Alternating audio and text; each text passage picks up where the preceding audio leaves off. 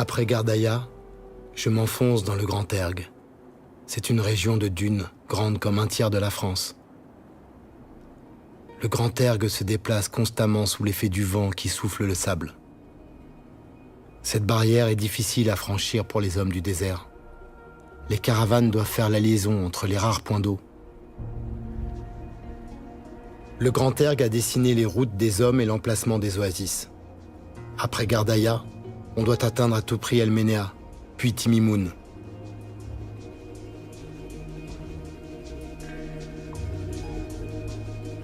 On sait qu'on approche d'El Ménéa quand on voit sa forteresse, qu'on appelle ici un ksar.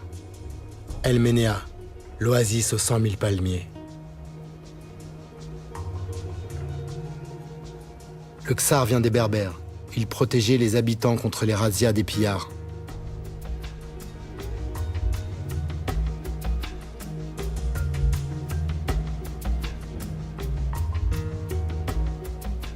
On y pratique encore une vraie agriculture saharienne, sur 3 niveaux. Céréales et légumes se côtoient au sol. Au-dessus poussent des arbres fruitiers, en particulier des orangers. Et l'ensemble est protégé du soleil par un couvert de palmes qui produit des dattes.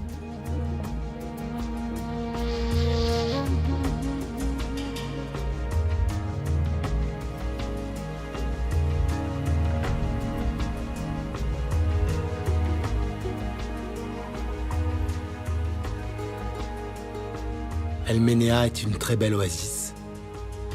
Mais le plus incroyable est à la sortie de la ville. Un lac.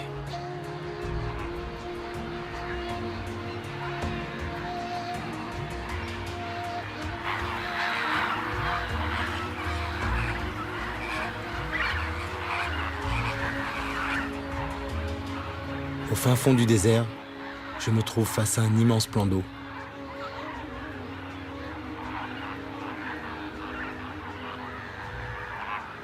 Son eau n'est pas potable, elle est trop salée.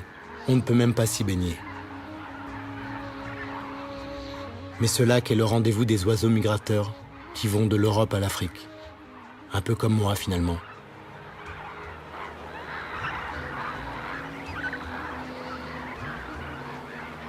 Depuis la nuit des temps, flamants roses et cigognes font escale dans cette zone humide, au cœur du désert. Ils en connaissent l'emplacement. Leur vie en dépend.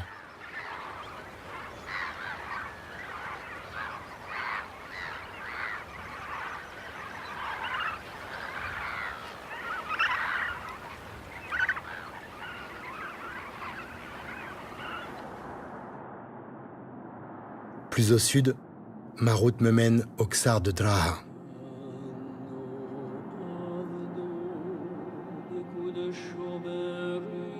Il y avait sans doute une palmeraie bien avant. Ces murailles sont de pierre. Elles ont résisté à l'érosion des vents de sable.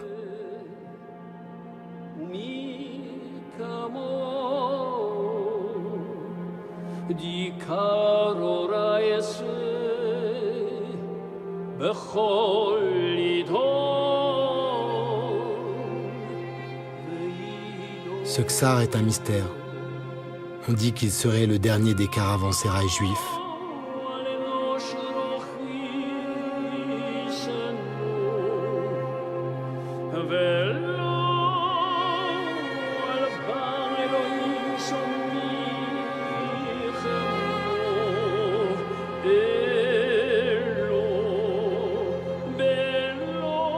C'était il y a plus de 1000 ans, quand le désert était sillonné de nomades sémites. Depuis, ce ksar isolé sombre peu à peu dans l'oubli.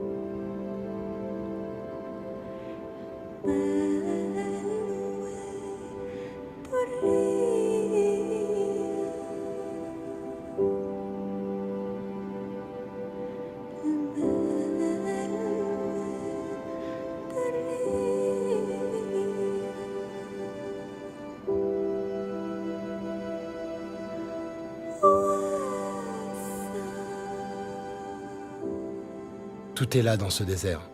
Tout est enfoui dans le sable. Vers Timimoun, au milieu de nulle part, on croit le désert stérile. Mais quand on sait où chercher, on y trouve même des truffes. Ces champignons du désert sont un cadeau de la petite pluie d'automne.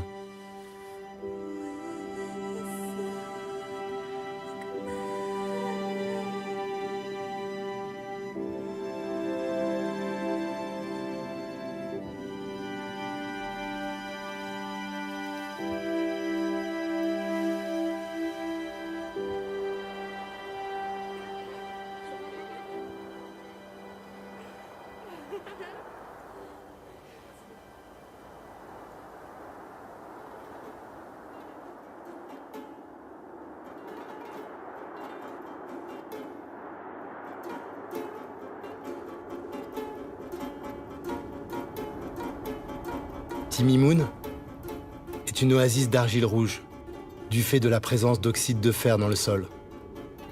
Son architecture a inspiré Tombouctou et Djenné. Depuis peu, Timimoun attire les touristes algériens. La bourgeoisie d'Alger y fait même construire ses maisons de vacances. On y entre par sa porte du Soudan. L'Afrique noire se rapproche.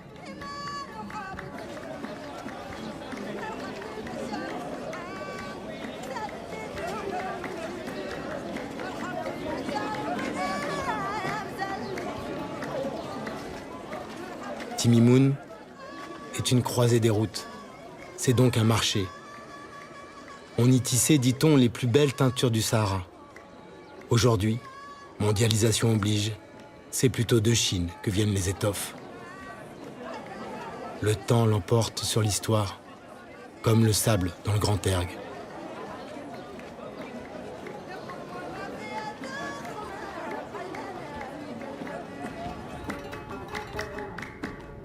Après Timimoun, ma route traverse un reg, une zone de cailloux. Les camions des géologues ont laissé des traces, des sillons. Ils cherchent du pétrole. Mais ces pistes-là, il ne faut pas les suivre. Elles mènent toutes à la folie humaine. Moi, je trace vers Tamanrasset.